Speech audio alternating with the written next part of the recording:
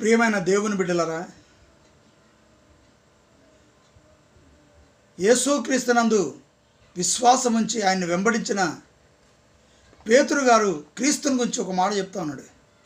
మరణము ఆయనను బంధించుట అసాధ్యము, కనుక ఆయన మరణమును జయించి తిరిగి లేచిండు అని సాక్ష్యమిస్తా ఉన్నాడు. కనుక ఈ దినమందు మరణమును జయించిన యేసును ఎవరైతే వెంబడిస్తారో, మరణము జయించిన క్రీస్తును ఎవరైతే అనుసరిస్తారో, మరణం అనేది ఆయన కుమారుడు ఆయన్ని వెంబడించే వారికి సంభవించినప్పుడు వారిని తిరిగి సజీవులుగా దేవుడు చేస్తాడు.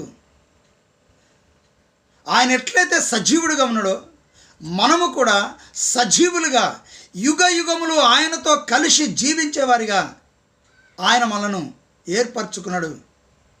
కనుక ఆయన వెంబడించే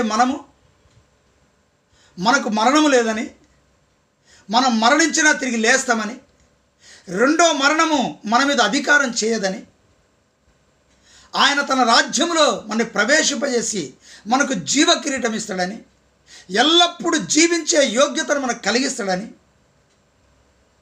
మనం నిరీక్షణ కలిగి